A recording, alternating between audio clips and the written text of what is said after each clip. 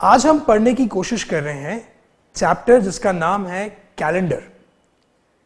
क्या आपने कभी सोचा है कि बिना कैलेंडर को यूज करे आप किसी भी पुराने तारीख का दिन पता कर सकते हो, या आज से कुछ सालों बाद उस तारीख पर क्या दिन आएगा यह पता कर सकते हो? क्या आप में से सभी लोगों को पता है कि आप जिस दिन पैदा हुए उस दिन कौन सा डे था? What we are trying to learn today is a topic which is called calendars. This will help us find out that in the previous year on any given date what was the day. Also in future, if you want to find out that any given date of future what day it is. Do we all know on which day did we take birth on this earth? With this chapter, with this technique, we are trying to find out how do we reach to that conclusion. The topic is calendars. Let's say we take a given date. Before understanding the concept of dates, we need to understand what is a year and how it is calculated. इस पूरी process को समझने के पहले यह जानना बहुत जरूरी है कि एक साल को हम कैसे डिफाइन करते हैं, उस साल में क्या होता है और कैसे कैलकुलेट करते हैं। कुछ चीजें हैं जो हम समझने की यहां पर कोशिश करेंगे।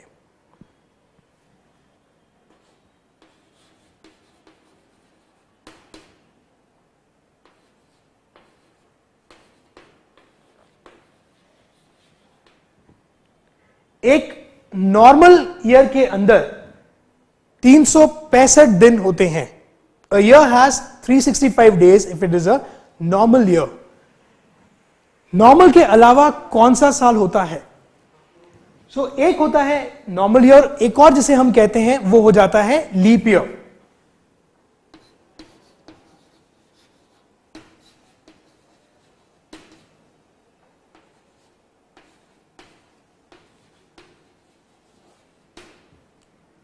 एक सामान्य वर्ष काल जिसके अंदर 365 दिन होते हैं और एक लीप ईयर जिसके अंदर 366 दिन होते हैं। ये एक दिन कैसे बढ़ता है ये हम सभी जानते हैं कि फरवरी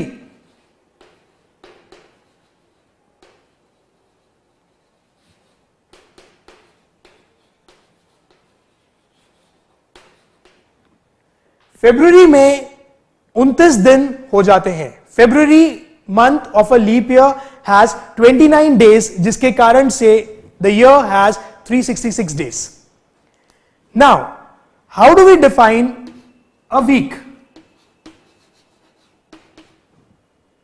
One week has 7 days.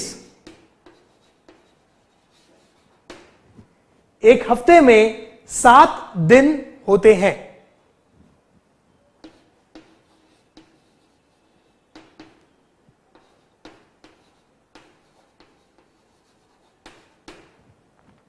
और एक साल के अंदर 52 हफ्ते। A year has 52 weeks. लेकिन क्या हमने सोचा कि अगर इसे कैलकुलेट करने जाए 7 दिन का एक हफ्ता और 52 वीक्स, अगर इसे हम कैलकुलेट करें तो इसके हिसाब से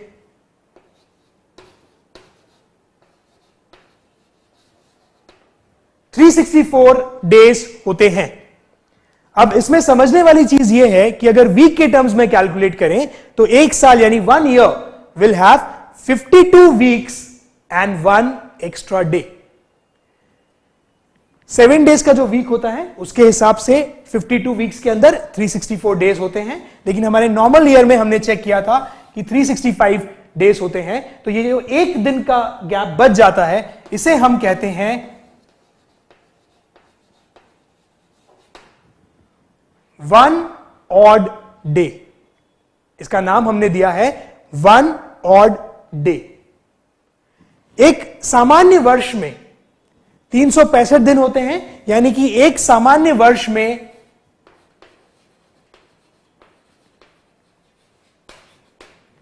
1 ऑड डे होता है। लेकिन जब हम बात करते हैं लीप ईयर की, when we are talking of a year which is a leap year, every leap year would have 2 odd days. एक जो कि यहां पर आ ही गया था, अब अगर ये 364 दिन यानी 364 डेज के 52 वीक्स होते हैं, तो जब 366 डेज का लीप ईयर होता है तब उस केस में हमारे पास में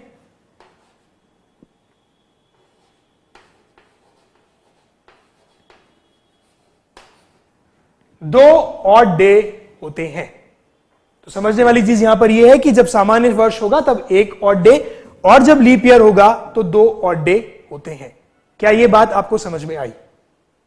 जब हमें ऑड डे का कॉन्सेप्ट समझ में आ गया तो हम कोशिश करते हैं यह पता करने की कि कैसे हम यह पता कर लेंगे कि किस तारीख पर क्या दिन था। Now when we know the concept of odd days, we will now be able to understand how to reach to a conclusion of what day was there on a given date. Okay, let's try to find out how do we do that. Let's keep few concepts on the board and try and calculate how do we do it.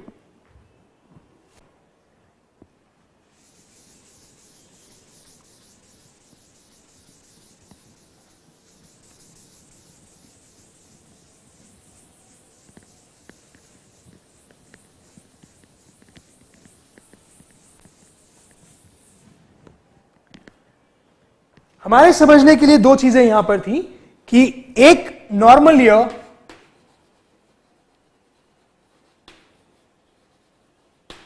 Is equal to 1 odd day और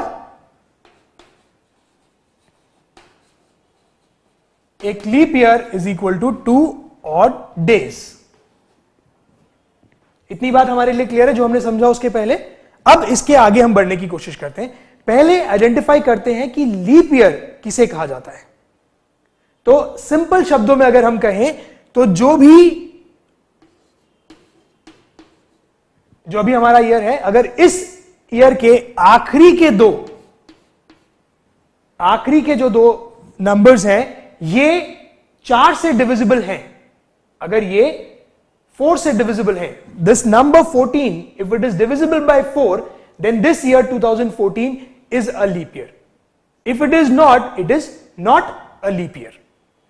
जैसे हम calculate करने की कोशिश करें यहां पर, तो जब 14 को 4 से डिवाइड करते हैं तो रिमाइंडर बचता है 2, जिसका मतलब 14 4 से डिविजिबल नहीं है। अगर 14 4 से डिविजिबल नहीं है, इसका अर्थ यह है कि 2014 लीप ईयर नहीं है। अगर ये 14 4 से डिविजिबल हो जाता तो हम कह देते कि ये ईयर लीप ईयर है। तो इस लॉजिक से हम समझने की कोशिश करते हैं कि कौन कौन से ईयर्स लीप ईयर हैं। अगर हम प्रेजेंट सेंचुरी की बात करें तो 2004, क्योंकि 4 से डिविजिबल है। 2004 is a leap year because 4 is divisible by 4. Similarly, 2008 because 8 is divisible by 4. Similarly, 2012, 2016, 2020 and so on. इसी तरीके से जब हम पीछे जाएंगे तो 1996, क्योंकि 96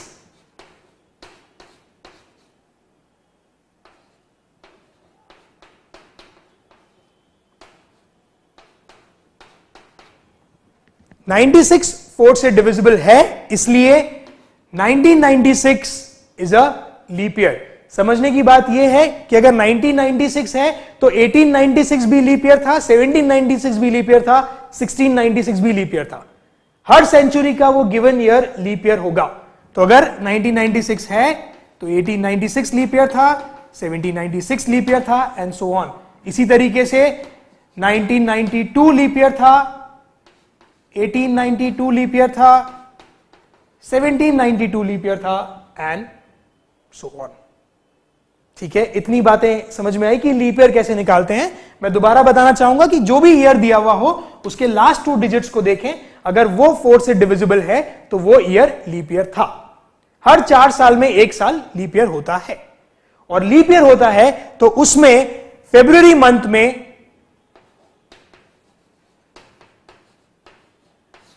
29 डेज हो जाते हैं। अगर लीप ईयर था तो उस ईयर के अंदर फरवरी मंथ में 29 डेज हो जाते हैं। अब मजे की बात यहां पर यह होती है कि जिस इंसान का बर्थडे उस साल आता है फरवरी 29 को, उसका बर्थडे 4 साल बाद ही आ सकता है। उन 3 सालों तक उस जिस दिन वो पैदा हुआ वो डेट कैलेंडर में एग्जिस्ट नहीं करती है। ओके, अब चूंकि हमने समझ लिया है कि लीप ईयर क्या होता है, हम दोबारा वहां पर पहुंचते हैं जहां से हमने शुरुआत करी थी कि ऑड डेज। एक नॉर्मल ईयर में हमारे पास में 1 ऑड डे था और एक लीप ईयर के अंदर हमारे पास में 2 ऑड डे हो गए। अब इन 2 ऑड डे और 1 ऑड डे से हम क्या करेंगे? हम इनसे पता करने की कोशिश करेंगे कि किसी भी गिवन ईयर में किसी डेट पर क्या डे था। आप मेरे साथ हैं? तो हम आज की डेट लेकर चलते हैं कि अगर आज की डेट है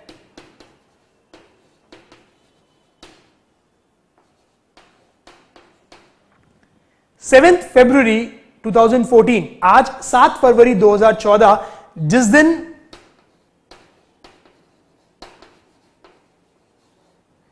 फ्राइडे यानी कि शुक्रवार है।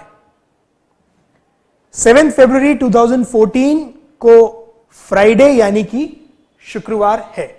अब हम कोशिश करते हैं कि क्या किसी और 7 फरवरी का हम डे पता कर सकते हैं क्या?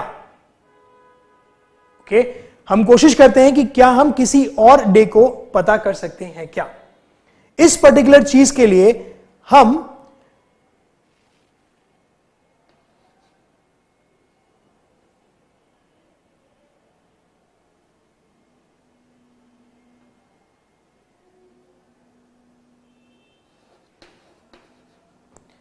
सेवेंथ फरवरी 2009 इस डेट को पता करने की कोशिश करते हैं कि इस दिन क्या था। तो कैसे करेंगे हम? हमें यह देखना होगा कि 7 फरवरी 2014 से 7 फरवरी 2009 के बीच में कितने इयर्स का लैप्स हो गया, कितने साल पहले मुझे जाना है। तो मैं देखता हूं कि मुझे जाना है वो है 5 साल। मुझे 5 साल पीछे जाना पड़ेगा इस पर्टिकुलर डेट पर जाने के लिए। मेरा सबसे पहला कैलकुलेशन हो गया number of years.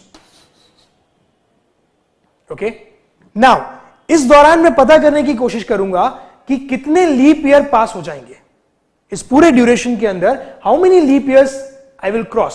So I understand that 2009 2014 के बीच में there is gonna be only 1 leap year,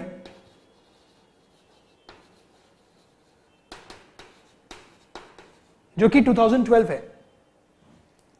इस दौरान एक ही लीप ईयर आता है 2012। ओके, तो अब जितने साल हैं उतने साल के हम नॉर्मल ईयर के हिसाब से एक ऑड डे कैलकुलेट करेंगे।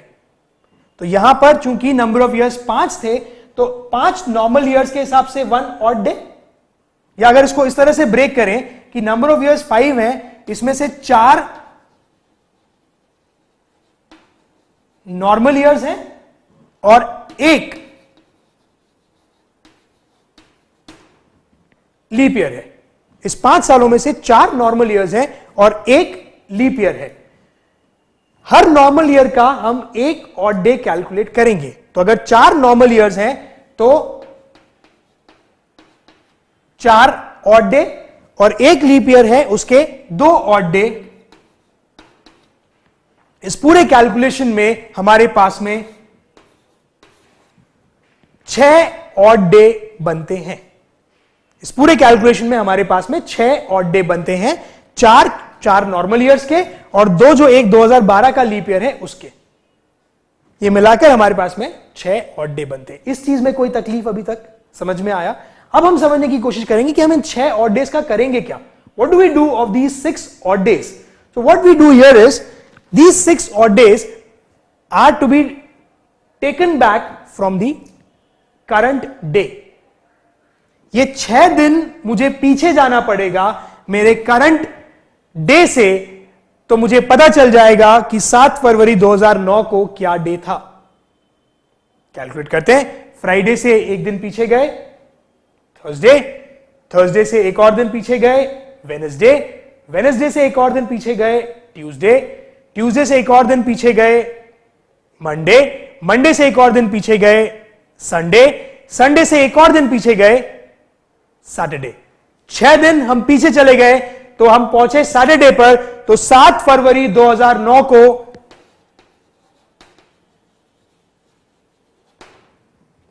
सैटरडे था। आप चाहें तो अपने मोबाइल के अंदर, अपने कैलेंडर्स में, अपने कंप्यूटर के अंदर चेक कर सकते हैं 7 फरवरी 2009 को सैटरडे था। ये हमने पूरी स्टेप करी। जब आप लोग प्रैक्टिस कर लेंगे तो इस पूरी स्टेप को करने में 30 सेकंड से भी ज्यादा का समय नहीं लगता है।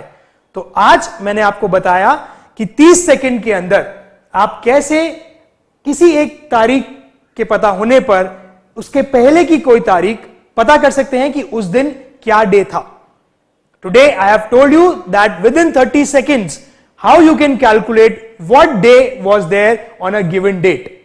In our next lecture we'll try and understand how do we go beyond 5 years, 10 years, 15 years, 40 years, and also in the next lecture we'll also calculate how do we move 50 years ahead in future.